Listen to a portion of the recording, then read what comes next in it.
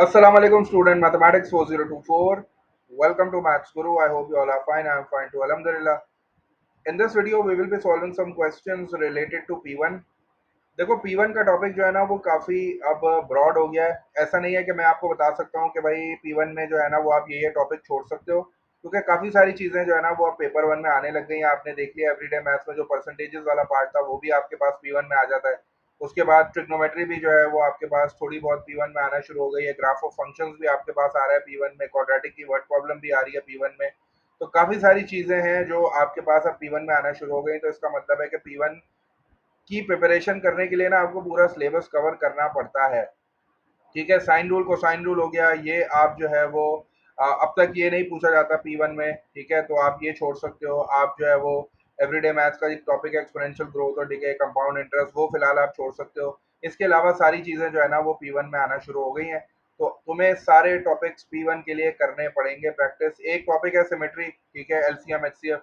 उसमें बच्चों को काफ़ी कंफ्यूजन होती है क्योंकि वो उसके क्वेश्चंस जिस तरह के आ रहे हैं ना वो बच्चों से नहीं हो रहे। तो प्रीवियस वीडियो में भी मैंने एक मल्टीपल वाला क्वेश्चन सॉल्व किया था। इस वाली वीडियो में भी मेरे पास एक क्वेश्चन है एलसीएम एचसीएफ से रिलेटेड।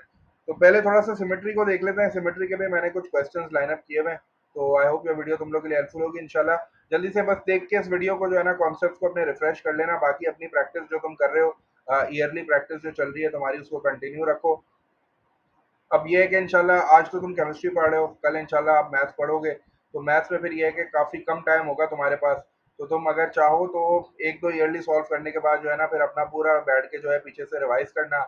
सारे पेपर्स जो तुमने सॉल्व किए हुए हैं वो तुमने संभाल के रखे हुए हैं, उनको एक बार रिव्यू कर लेना। फॉर्मूले शीट्स वगैरह जो है वो गौर से देख लेना, क्योंकि अब आप फिर जो इतना कम टाइम है उसमें आप ये है कि ईयरली सॉल्व करोगे तो आप जो है वो और थक जाओगे। तो बेहतर है कि आपने एक दो ईयरली अटेम्प्ट किया, उसके बाद आपने अपना रिवीजन किया अच्छी तरीके से। सारे टॉपिक्स के सारे इंपॉर्टेंट की पॉइंट्स जो आपने लिखे हैं कहीं, या आपके पास कोई फॉर्मूला शीट है, कोई नोट्स हैं, तो वो जो है वो अच्छी तरीके से रिव्यू कर लो। मैंने भी एक फॉर्मूला शीट बनाई थी 8-10 पेजों की, उसमें नोट्स लिखे थे सारे। तो वो आई होप तुम लोग के पास होगी, तो वो तुम उसको रिव्यू कर लेना वहाँ से। ठीक है, बाकी अपने ज्योमेट्री बॉक्स वगैरह, अपने प्रॉपर स्टेशनरी वगैरह, वो सारी चीज़ें लेके आना। ट्रेस पेपर भी अपने बॉक्स में रख लेना। आई होप के ट्रेस पेपर की ज़रूरत नहीं पड़ेगी, लेकिन फिर भी है कि एहतियातन अपने पास रख लेना। तो इंशाल्लाह मैं कोशिश करूँगा कि लास्ट मिनट टिप्स जो होती हैं और जो लास्ट मिनट की चीज़ें होती हैं वो इंशाल्लाह उसकी भी वीडियो बना के तुम लोग के साथ शेयर करूँ, या फिर ये कि थोड़ा सा ऑनलाइन सेशन वगैरह कंडक्ट कर लूँ। बाकी ये कि इस वीडियो में इंशाल्लाह कुछ क्वेश्चंस हैं सिमेट्री के, उनको डिस्कस कर लेते हैं। आई होप ये वीडियो तुम लोग के लिए हेल्पफुल होगी इंशाल्लाह। So let's just start the first question. पहला क्वेश्चन वैसे ही है बिल्कुल, हैंगर का वर्ड उसने दिया हुआ है और वो उसमें कह रहा है कि भाई मुझे बताओ कौन कौन से लेटर्स हैं जिसमें लाइन सिमेट्री है, कौन कौन से लेटर्स हैं जिसमें रोटेशनल सिमेट्री है। तो इस तरह का सवाल जो है ना काफी रिपीट होता है। हैंगर का वर्ड रिपीट नहीं होता, लेकिन ये है कि डिफरेंट वो वर्ड जो है वो आपको देके जो है ना वो आपसे पूछता है कि भाई कौन सा लेटर है जिसमें लाइन सिमेट्री है। अब लाइन सिमेट्री का कॉन्सेप्ट, रोटेशनल सिमेट्री का कॉन्सेप्ट तुम्हें होना चाहिए। लाइन सिमेट्री का मतलब ये है कि आप ऑब्जेक्ट पे या लेटर पे या शेप पे आप ऐसी लाइन बना सकते हो जो उस ऑब्जेक्ट को या उस लेटर को दो बराबर इक्वल आइडेंटिकल हाफ्स में कन्वर्ट कर दे। ठीक है, तो ऐसी लाइन अगर आप बना सकते हो किसी लेटर पे, शेप पे, तो उसमें लाइन सिमेट्री होती है। रोटेशनल सिमेट्री का भी तुम्हें कॉन्सेप्ट है कि 360 घुमाने में जो है वो अपनी ओरिजिनल हालत में आता रहता है 360 की रोटेशन के दौरान। ठीक है, तो अब हमें चेक करना है कि भाई कौन कौन से लेटर्स हैं जिसमें लाइन सिमेट्री है। तो एच में मुझे नजर आ रही है, एच में मैं इस तरह की लाइन बना सकता हूँ। ये लाइन बनाऊंगा तो दो इक्वल हाफ जो है वो बन जाएंगे। और फिर मैं एक हॉरिजॉन्टल लाइन भी इस तरह बना सकता हूँ, ये भी बनाऊंगा तो दो हाफ जो है वो मेरे बन जाएंगे। ठीक है, इसने ये नहीं पूछा कि कितनी लाइन सिमेट्री है, लेकिन इसने ये पूछा है कि किस में लाइन सिमेट्री है, तो आपने यहाँ एच लिख दिया। इसके अलावा जो है वो ए में भी आप बना सकते हो। ए में आप ऐसे वर्टिकल लाइन अगर बनाओ तो वो बिल्कुल इसके सेंटर में से पास होगा, तो ए भी आप यहाँ लिख सकते हो। आपने ए भी लिख दिया। और इसके अलावा जो है वो हो सकता है आपको एन लग रहा हो, लेकिन एन में कोई भी जो है वो लाइन सिमेट्री नहीं है। इसके अलावा ई है। ठीक है, ई में अगर आप ऐसी लाइन बनाते हो सेंटर से, तो ये ई जो है वो दो इक्वल हाफ में डिवाइड हो जाएगा। ठीक है, क्योंकि ई को आप देख रहे हो कि ये वाला पार्ट, ये वाला पार्ट और ये वाला पार्ट बिल्कुल इक्वल है। सही है, तो आपने यहाँ ई भी लिख दिया, आपको एक मार्क मिल जाएगा। उसके बाद रोटेशनल सिमेट्री की बात करें तो रोटेशनल सिमेट्री में आपको एच नजर आ रहा है। ठीक है, तो एच आपने लिख दिया, क्योंकि एच को जब आप रोटेट कराओगे तो ये 360 डिग्री की रोटेशन के दौरान अपनी ओरिजिनल हालत में आएगा। ठीक है, तो एच आ गया। इसके अलावा ए नहीं आएगा, एन आ सकता है। ठीक है, एन को जब आप रोटेट कराओगे तो एन डेफिनेटली जो है ना वो 360 से पहले ही दोबारा जो है वो अपनी ओरिजिनल हालत में आ जाएगा। तो इसके अलावा कोई और नहीं है, तो मैं ये इसका एक नंबर पूरा मिल जाएगा। इसके बाद उसने तुम्हें जो है वो इस तरह का एक शेप बना के दिया हुआ है, ठीक है। इसमें ये 3 ट्रायंगल्स जो हैं वो ब्लैक हैं, ये 3 ट्रायंगल्स जो हैं वो व्हाइट हैं। अब वो तुमसे कह रहा है कि भाई ये बताओ, write down the order of rotational symmetry of this shape, मतलब ये 360 रोटेशन में कितनी बार अपनी इस ओरिजिनल हालत में आ रहा है। तो अब देखो उसके लिए मैंने क्या किया, मैंने यहाँ जो है ना इसी तरह का जो है ना वो एक इमेज लगा दिया है। अब देखो मैं इसको रोटेट करा रहा हूँ, पहले तो मैं काम करता हूँ, इसका स्टार्टिंग पॉइंट जो है ना वो मैं लिख लेता हूँ कि मैं इसको स्टार्ट कहाँ से कर रहा हूँ। मैं इसको यहाँ से स्टार्ट कर रहा हूँ, ठीक है। तो मैंने इसको यहाँ स्टार्ट लिख दिया। अब मैं इसको रोटेट करा रहा हूँ, तुम लोग गौर से देखो ये कितनी बार अपनी ओरिजिनल हालत में आ रहा है, ठीक है ना। तो ये समझो मेरा जो है ना वो 0 डिग्री है, मैं पूरा घूम के वापस यहाँ पे आऊंगा, सही है। तो अब मैं इसको रोटेट कराना शुरू कर रहा हूँ।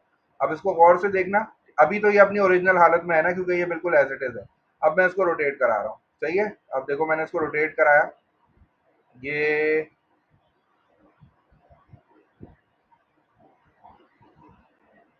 ये देखो ये अपनी ओरिजिनल हालत में आ गया, ठीक है।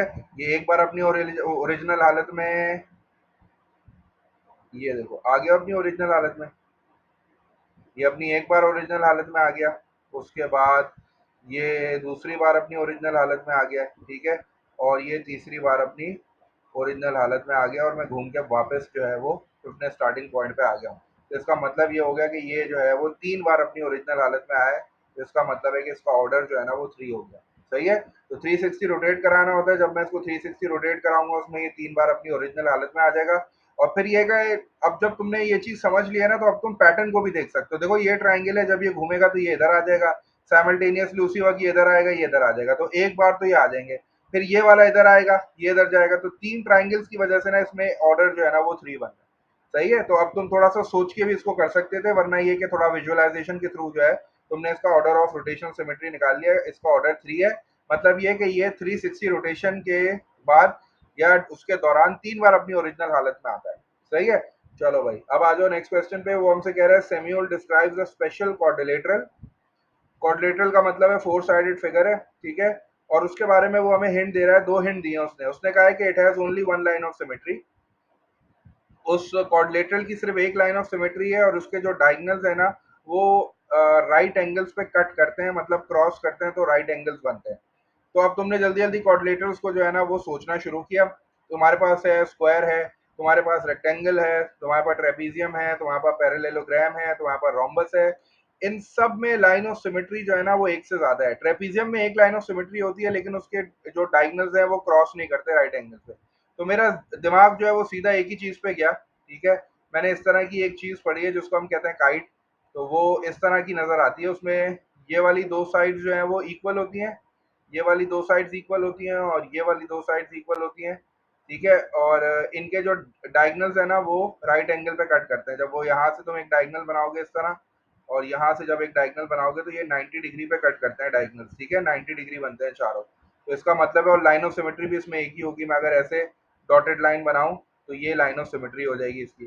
तो इसका मतलब है कि तुमने जो है ना वो यहाँ पे गैस कर लिया है। तुम्हारा कोऑर्डिनेटर क्या है, तुम्हारा कोऑर्डिनेटर जो है वो काइट है, सही है। इस तरह तुमने थोड़ा सा सोचा, या फिर ये कि अगर तुमने प्रॉपर्टीज याद की हुई है तो फिर तुम्हें टाइम ही नहीं लगेगा बिल्कुल, तुम फटाफट जो है वो उसको पहचान लोगे। रोम्बस में जो है ना वो 2 लाइंस ऑफ सिमेट्री होती है, रोम्बस नहीं हो सकता। पैरेललोग्राम में कोई लाइन ऑफ सिमेट्री नहीं होती, ठीक है। तो इसने कहा है कि एक लाइन ऑफ सिमेट्री है।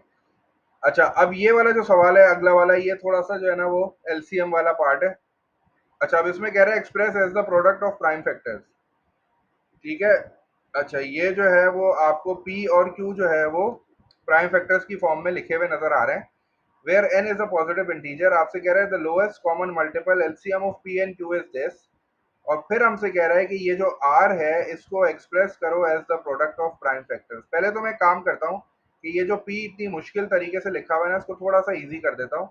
ये पी को थोड़ा सा सिंप्लीफाई करता हूँ, इसको मैं इस तरह लिख देता हूँ कि पी की पावर मैंने एन लिख दिया, और फिर मैंने मल्टीप्लाई करके पी की पावर 2 लिख दिया, सॉरी 2 की पावर स्क्वायर लिख दिया। अब देखो तुम्हें डायसिस का रूल पता है, जब बेस सेम होता है मल्टीप्लाई हो रहा होता है तो पावर्स क्या हो जाती हैं, ऐड हो जाती हैं। तो 2 की पावर n+2 हो जाएगा जो यहाँ लिखा हुआ है। तो मैंने इसको जो है ना ब्रेक कर दिया इस तरह कि मैंने 2n लिख दिया मल्टीप्लाई बाय 2 स्क्वायर लिख दिया, ठीक है। इसके बाद है मेरे पास 3 की पावर n, ठीक है। तो ये तो मेरे पास हो गया p, मैंने p को जो है सिंपल फॉर्म में लिख दिया। अब मैं क्यू को भी थोड़ा सिंप्लीफाई कर लेता हूँ, फिर उसके बाद देखता हूँ कि एलसीएम में क्या क्या आएगा। एलसीएम में तो सब आता है, हमें पता है ये बात। तो पहले थोड़ा सा जो है ना क्यू को भी जो है वो सिंप्लीफाइड फॉर्म में लिख लेते हैं, टू की पावर एन आ गया। अच्छा, अब यहाँ लिखा हुआ है थ्री की पावर एन प्लस वन, तो मैं इसको कैसे ब्रेक करूंगा, मैंने इसको ब्रेक किया, थ्री की पावर एन लिखा, उसके बाद मल्टीप्लाई बाय थ्री की पावर वन आ गया। सही है, तो ये जो है बन गया थ्री की पावर एन प्लस वन। ये मैंने जो यहाँ पे लिखा हुआ था इसको ब्रेक कर दिया। जब बेस सेम होती है, मल्टीप्लाई होता है, तो पावर्स ऐड हो जाती हैं। उसके बाद मेरे पास लिखा हुआ है फाइव स्क्वायर, तो मैंने लिख दिया इसको फाइव मल्टीप्लाई बाय फाइव। ठीक है। अच्छा, ये तो थे पी और क्यू।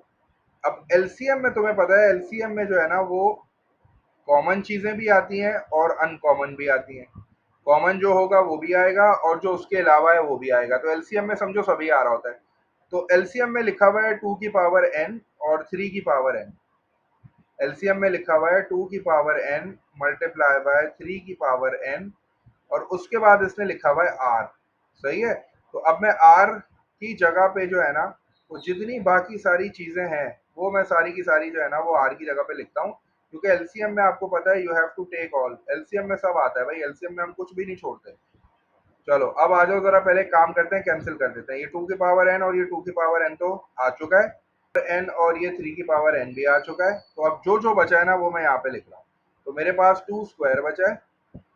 ठीक है, टू स्क्वायर मैंने बचा लिया ऊपर से। उसके बाद मेरे पास ऊपर एक फाइव बचा है। ठीक है, और नीचे दो फाइव बचे हैं। तो मैं क्या कर रहा हूँ, ये वाला फाइव मैं इस तरह काट के फाइव लिख रहा हूँ। ठीक है ना। तो ये जो है ना बेसिकली आर की वैल्यू हो गई। अब उसने बोला था कि आर को प्राइम फैक्टर्स की फॉर्म में लिखो, तो अब मैं आर को प्राइम फैक्टर्स की फॉर्म में लिख रहा हूँ। Two multiply by two, two square हो गया, और मल्टीप्लाई बाय फाइव हो गया, मल्टीप्लाई बाय फाइव हो गया, मल्टीप्लाई बाय थ्री हो गया। सही है। एलसीएम में देखो यही होता है, जो कॉमन होता है वो भी लिखना होता है और जो अनकॉमन होता है वो भी लिखना होता है। तो टू की पावर एन, टू की पावर एन था मैंने लिख दिया, थ्री की पावर एन, थ्री की पावर एन था मैंने लिख दिया।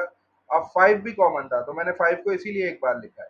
अब जो उसके बाद रिमेनिंग चीजें बची हैं, जैसे टू स्क्वायर हो गया, थ्री हो गया और फाइव हो गया, तो ये भी मैंने लिख दिया ताकि मैं जो है वो अपने आर को as a product of prime factors लिख सकूं। चलो अगले सवाल पे चलते हैं जल्दी से। अब देखते हैं हमारे पास और क्या है, फिर थोड़ा सा सिमेट्री है मेरे ख्याल से, इनको भी देख लेते हैं जल्दी से। अच्छा, ये आपसे कह रहा है complete the description of the symmetry for each shape. ठीक है, इसको आपको कंप्लीट करना है। अच्छा, अब कंप्लीट करने के लिए हमसे क्या कह रहा है, डैश लाइंस ऑफ सिमेट्री, और फिर कह रहा है डैश लाइंस ऑफ सिमेट्री। अब इस वाले पैटर्न में देखो और मुझे जल्दी से बताओ कि लाइंस ऑफ सिमेट्री कितनी तुम्हें नजर आ रही हैं। लाइन ऑफ सिमेट्री जो है वो, चूंकि यहाँ तीन व्हाइट ट्राइंगल्स हैं, तीन ब्लैक ट्राइंगल्स हैं, तो लाइन ऑफ सिमेट्री भी मुझे जो है वो इस तरह लग रहा है कि थ्री होंगी। किस तरह, देखो एक तो यहाँ से गुजरेगी इस तरह, सेंटर से होते हुए ये गुजरी, एक लाइन ऑफ सिमेट्री तुम्हारी ऐसी हो जाएगी, एक लाइन ऑफ सिमेट्री ये हो जाएगी। ठीक है, और एक लाइन ऑफ सिमेट्री जो है ना वो तुम्हारे पास इस तरह हो जाएगी। तो ये तीन लाइंस ऑफ सिमेट्री हो गई। इसके अलावा जो है वो अगर तुम यहाँ से लाइन खींचोगे तो ये ब्लैक और व्हाइट हो जाएगी। ठीक है ना, तो इसका मतलब है कि इसमें थ्री लाइंस ऑफ सिमेट्री हैं। ठीक है। अच्छा, अब रोटेशनल सिमेट्री ऑफ ऑर्डर, ये तो देखो ना दिखते ही पता चल रहा है, तीन ट्राइंगल्स हैं, इसका मतलब है कि ये ट्राइंगल इसकी जगह पे आएगा, ये ट्राइंगल इधर आएगा, तो ये तो हमने देखते ही बता दिया कि भाई यहाँ जो है ना वो ऑर्डर थ्री होगा। अच्छा, इस वाले शेप पे अगर मैं आता हूँ तो मुझे जो है ना वो पैटर्न, देखो ये यहाँ शेड है, ये यहाँ शेड है, इसका मतलब है कि लाइंस ऑफ सिमेट्री तो मुश्किल ही लग रही है। अगर मैं यहाँ पे लाइन खींचता हूँ तो भी सेम शेडिंग ऊपर नीचे नहीं है, यहाँ पे लाइन खींच रहा हूँ तो भी सेम शेडिंग नहीं है, डायगनल में खींच रहा हूँ तब भी सेम शेडिंग नहीं है, इसका मतलब है कि इसमें कोई लाइन ऑफ सिमेट्री है ही नहीं। और अगर मैं इसको रोटेट कराऊं, रोटेट कराऊंगा तो ये वाली चीज जो है ना वो घूम के यहाँ पे आ जाएगी और ये यहाँ पे चली जाएगी। तो इसका मतलब है कि इसके पास जो रोटेशनल सिमेट्री है वो टू है। ये दो बार जो है वो 360 में अपनी ओरिजिनल हालत में आएगा। तो इसका मतलब है कंफ्यूजन होती है, वो ये बोलते हैं कि सर 360 के बाद अपनी ओरिजिनल में हालत में आ रहा है तो वो भी काउंट होता है। भाई वो भी काउंट होता है। ठीक है ना, अगर 360 के बाद, 360 पूरा रोटेट कराने के बाद, मतलब जैसे ही मैंने उसको 360 रोटेट कराया, जैसे ही 360 पे आया ये अपनी ओरिजिनल हालत में आ गया, तो इसका मतलब है कि मैं उसको भी काउंट करूंगा। तो ये जो rotational order of symmetry two बोल रहा हूँ ना, तो इसका मतलब ये है कि एक ये है 360 से पहले अपनी ओरिजिनल हालत में आएगा, और एक जो है ये एग्जैक्ट 360 पे अपनी ओरिजिनल हालत में आएगा, तो इसके ऑर्डर जो है ना वो टू हो जाएगा। अच्छा, अब ये जो दो क्वेश्चन है जरा इनको भी देखो गौर से, ये भी हम जो है ना वो पैटर्न को समझ के करेंगे। ठीक है। अच्छा, अब ये भी देखते हैं जल्दी से, ये हमसे क्या कह रहा है, ये हमसे इस तरह कह रहा है कि shade one small square, shade one small square, one more small square so that the diagram has a rotational symmetry of order 4. Order 4 का मतलब है कि ये 4 बार अपनी इसी ओरिजिनल हालत में जैसे ये नजर आ रही है आना चाहिए, लेकिन उसके लिए हमें क्या करना पड़ेगा, एक शेड करना पड़ेगा बॉक्स और। अब शेड करने के लिए भाई 3 का मतलब है कि इसमें 4-4 के पैटर्न मुझे देखने हैं। तो अब ये 4 तो मुझे नजर आ रहे हैं सेंटर में। अब इसको देखते हैं जरा। ये शेड है, उसके बाद 2 बॉक्सेस शेड नहीं है। फिर एक शेड है, फिर 2 बॉक्सेस शेड नहीं है, फिर एक शेड है, 2 बॉक्सेस शेड नहीं है। तो इसका मतलब है कि मुझे यहाँ पे शेड करना पड़ेगा। जब मैं यहाँ पे शेड कर दूंगा तो मेरा पैटर्न कंप्लीट हो गया 4-4 वाला। जिसका मतलब है कि अब ये 4 बार अपनी ओरिजिनल हालत में आ सकता है। जब ये रोटेट होके इधर आएगा तो ये इसकी जगह पे चला जाएगा, ये इधर आ जाएगा, फिर ये इधर आएगा, ये इधर चला जाएगा। तो ये 4 बार जो है ना अपनी ओरिजिनल हालत में आएगा 360 की रोटेशन में। तो इसका मतलब है कि इसका ऑर्डर 4 हो गया। ये बस मैंने जो है थोड़ा सा कॉमन सेंस यूज करके कर लिया। वरना इसको रोटेट करा सकते हो, इसको ट्रेस पेपर से कर सकते हो, जैसे तुम्हारी मर्जी आए। लेकिन मैंने चूंकि मुझे समझ में आ गया था कि देखो यहाँ एक है, 2 के बाद छोड़ के यहाँ पे एक है, फिर 2 के बाद छोड़ के यहाँ पे एक है, तो अब डेफिनेटली 2 के बाद ही होगा, फिर 2 के बाद छोड़ के दोबारा है। तो ये पैटर्न मैंने देख लिया। अब ये पैटर्न घूमता रहेगा 4 बार जो है ना, ये ऐसे ही घूमेगा। ये इधर आ जाएगा, ये इधर आएगा, ये इधर चला जाएगा, फिर दोबारा घूमेगा तो आ जाएगा। तो ये मैंने पैटर्न को समझ के जो है ना शेड कर दिया। अच्छा, अब यहाँ कह रहा है shade 2 more small squares so that the diagram has 2 lines of symmetry. अब 2 लाइंस ऑफ सिमेट्री का मतलब ये हो गया कि सिर्फ 2 लाइंस ऑफ सिमेट्री होनी चाहिए। अब इसमें ही पैटर्न देखते हैं, इसमें भी पैटर्न को देखते हैं। देखो यहाँ तुम्हें एक शेड नजर आ रहा है, यहाँ शेड नजर नहीं आ रहा, तुमने इसको शेड कर दिया। ठीक है, तुमने इसको यहाँ पे शेड कर दिया, थोड़ा सा पैटर्न तुम्हारा कंप्लीट हो गया। सही है, आओ जरा दोबारा देखते हैं। ये वाला शेड हो गया, ये वाला शेड हो गया, ये वाला शेड है, ये वाला शेड है, ये शेड है, ये शेड है। अब ये शेड है, ये शेड है, लेकिन ये वाला नहीं है। इसका मतलब है यहाँ एक मिसिंग है, तो तुमने यहाँ पे शेड कर दिया। अब ये जो पैटर्न तुमने शेड कर दिया ना, इस पैटर्न की 2 लाइंस ऑफ सिमेट्री हैं। कैसे? एक यूं हॉरिजॉन्टल आएगी और एक वर्टिकल आएगी। एक तो यूं आएगी सेंटर से गुजरते हुए इसके। जब मैं ये लाइन बनाऊंगा तो अब तुम देखो एग्जैक्टली बिल्कुल 2 हाफ्स में डिवाइड हो गया। ये व्हाइट है, ये भी व्हाइट है, ये ग्रे है, ये भी ग्रे है, ये व्हाइट है, ये व्हाइट है। सेम पैटर्न दोनों साइडों पे होगा शेड करने के बाद। ठीक है। अच्छा, एक लाइन ये, ठीक है, तो ये दूसरी तुम्हारी लाइन ऑफ सिमेट्री हो गई। इसको भी देख लो अच्छी तरीके से। सारी शेडिंग जो है जैसे तुम्हें ऊपर नजर आ रही है, बिल्कुल वैसी नीचे नजर आ रही है। तो इसका मतलब है कि ये 2 बॉक्सेस जो है ना, वो हमारे जो है वो शेड होने थे, जो हमने शेड कर दिया। अब मैं ये हटा देता हूँ लाइन ऑफ सिमेट्री, क्योंकि इसने सिर्फ ये कहा था कि शेड 2 मोर बॉक्स, तो मैंने जो है ना वो शेड कर दिया। अच्छा, अब जरा 2 क्वेश्चन और हैं इसी तरह के, उनको भी देख लेते हैं। वो भी पैटर्न से ही कर लेंगे जल्दी जल्दी, क्योंकि इसका कोई ट्रिक तो है नहीं। 1-1 मार्क के तुम्हें नजर आ रहे हैं। इधर भी आओ जल्दी से। अब यहाँ भी मुझे पैटर्न देख के खुद बताओ जल्दी से। शेड 1 मोर स्मॉल। अब यहाँ एक और स्मॉल बॉक्स शेड करना है, सो दैट इट हैज 3। अब 3-3 के पैटर्न देखना है। ठीक है, तो अब यहाँ तुम्हें नजर भी आ रहा है, ये एक पैटर्न बन गया, ये एक पैटर्न बन गया, ये रह गया मिसिंग। तो तुम्हारा इसके साथ जो है वो यहाँ पे बनेगा पैटर्न। ठीक है, तो तुमने ये पहले ही शेड कर लिया। और अगर तुम देखना चाहो तो जब ये इधर आएगा रोटेट होके, तो ये इधर आ जाएगा। 3-3 के पैटर्न बन गए। ये 2 बन गया, ये 2 बन गए, ये 2 बन गए और ये 2 बन गए। ठीक है ना? तो बस इसको इस तरह शेड कर दिया, हमारे पास जो है वो 1 मोर बॉक्स का आंसर आ गया। तो एक लास्ट क्वेश्चन है, जल्दी से इसको भी देख लो। चलो, अब ये कह रहा है कि write down the number of lines of symmetry in this diagram. कितनी लाइंस ऑफ सिमेट्री तुम्हें नजर आ रही हैं, कितनी लग रही हैं? देखो हॉरिजॉन्टल तो नहीं है, हॉरिजॉन्टल में तो नहीं हो सकती। हाँ, एक वर्टिकल हो सकती है बस। तो ये वर्टिकल अगर मैं इस तरह बना दूं तो ये वर्टिकल लाइन ऑफ सिमेट्री हो जाएगी। इसका मतलब है कि इसके पास एक लाइन ऑफ सिमेट्री है। और ये कह रहा है write down the order of rotational symmetry of this diagram. अब देखो अगर मैं बाहर वाला शेप देखूं 1 2 3 4 5 6, तो वो तो हेक्सागोन है, लेकिन हेक्सागोन के अंदर एक प्लस बना हुआ है। तो अब हेक्सागोन जब पूरा घूम के यहाँ पे आएगा, उसके बाद यहाँ पे जाएगा, तो इसका मतलब है ये 2 ही बार अपनी ओरिजिनल हालत में आ सकता है, क्योंकि इसके अंदर प्लस बना हुआ है। ठीक है ना? तो प्लस को आपको मैच करना है। तो वो प्लस उसी वक्त मैच होगा जब हेक्सागोन जो है वो पूरा घूम के नीचे की साइड पे आएगा। ठीक है, तो उसी वक्त आएगा। इसका मतलब है इसका ऑर्डर जो है ना वो 2 हो जाएगा। तो ऑर्डर 2 जो है ना लिखने के आपको पूरे 1 नंबर मिल जाएंगे। ज्यादा इस पे सोचने की जरूरत नहीं है। ठीक है, ये साइन बना हुआ है, आप इसको सोचो। जब ये इधर आएगा तो ये हेक्सागोन जो है ना, मतलब आपको ऐसे चाहिए कि अपनी ओरिजिनल हालत में आए। तो वो ओरिजिनल हालत में उसी वक्त आएगा जब ये पूरा पार्ट घूम के नीचे आएगा और ये पूरा पार्ट ऊपर जाएगा। मतलब 180 रोटेट कराऊंगा तो ये अपनी ओरिजिनल हालत में एक बार आएगा, फिर 180 कराऊंगा तो ये दूसरी बार आ जाएगा। तो इसका मतलब है कि इसका ऑर्डर 2 हो गया। ठीक है, तो यही थे कुछ क्वेश्चन निकाले थे मैंने कहा जल्दी जल्दी जो है ना उसको एक बार गो थ्रू कर लेते हैं। तो सिमेट्री में ऐसी ही चीजें आती हैं। बस ये होता है कि ज्यादा उस पर टाइम लगाने की जरूरत नहीं है। ट्रेस पेपर है तो काम जल्दी हो जाता है, लेकिन अगर ट्रेस पेपर नहीं भी है तो आप इसको बड़ी आसानी से कर सकते हो। इस तरह पैटर्न को समझ के आप जो है ना वो शेडिंग कर सकते हो। बाकी ज़्यादा इस पे टाइम लगाने की, मेहनत करने की ज़रूरत नहीं है, 1 मार्क का है। ऐसा नहीं कि 1 मार्क के लिए आप 4-4 5-5 मिनट ज़ाया कर रहे हो, ठीक है? अंटिल देन टेक केयर, अल्लाह हाफ़िज़।